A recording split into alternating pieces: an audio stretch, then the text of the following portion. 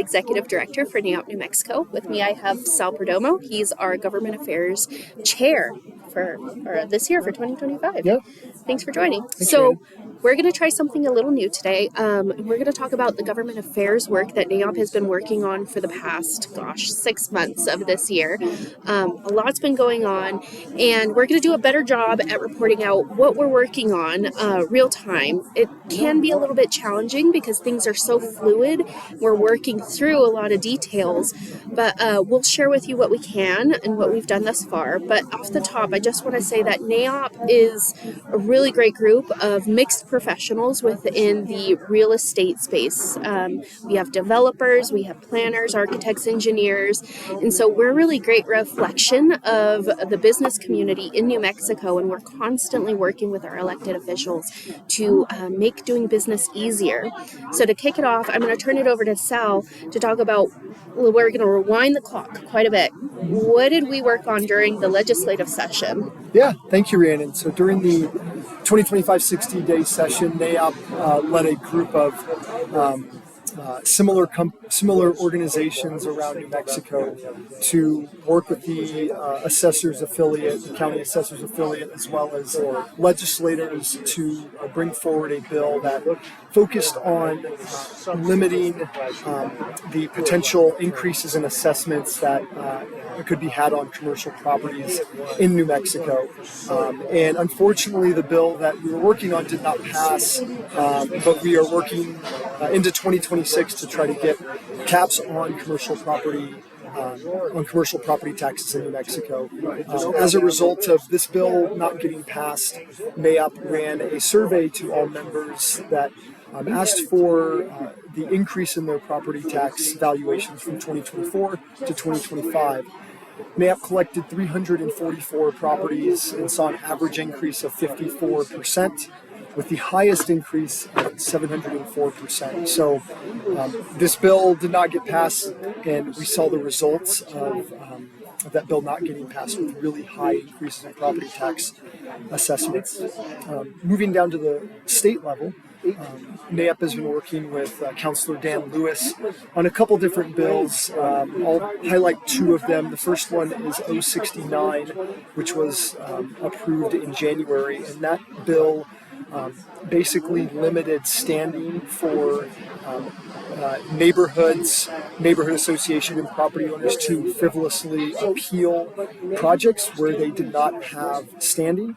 And that bill was passed in January, and we've seen positive results of that bill to make New Mexico and Albuquerque specifically a more business-friendly environment. The second resolution, that is going forward is to potentially reform, in some ways, the planning department to provide timelines for both for all types of building permits and reduce the amount of timelines for a building permit to be approved. And what we think is this will provide more predictability and provide more transparency to the permit process, and ultimately give developers and property owners the ability to expedite their timelines for getting a project off the ground. And then lastly, at the city level as well, we are working with city staff, developers, property owners, and city politicians on IDO amendments that will be heard in the end of 2025 and 2026, and that's amendments to the zoning code. Mm-hmm. And the zoning code here in Albuquerque is so important because this is where a large portion of our members do business. So NAIOP is on the forefront of figuring out what can we proactively work on to make this document that everybody uses simpler to use, more predictable and transparent. And so if you have any feedback on the IDO, let us know. But we have a working group working on those amendments. Other things that are happening, Rio Rancho, the city of Rio Rancho, is working on their development process manual and doing updates to their subdivision ordinance. It is now sitting with their planning and zoning committee, and we're working with city officials to figure out what needs master plan developments and just like various nuances to the the notification side of development. So we're very hopeful about making some meaningful changes there for folks doing business in the City of Vision in Rio Rancho. We are also working with Water Utility Authority back on the City of Albuquerque side to align their processes and procedures with the City of Albuquerque's planning department processes, so that way we're not duplicating efforts and that more things can happen in parallel to one another. Additionally, there were some forms that were required that were not always necessary for certain projects, and so we're honing in on those details and should have more updates for everyone soon. But on that water utility front, we want to make a special thank you to the Water Utility Authority themselves, the City of Albuquerque for being great partners and figuring out what can we trim, what can we bolster and align, and then the counselors, Counselor Luis Sanchez, and again, Counselor Dan Lewis, who is working with us to pave the way and facilitate those conversations between these two agencies. I'll end on something that is very much ongoing back at the state level with new OSHA standards. So many have heard about the heat index rules being changed.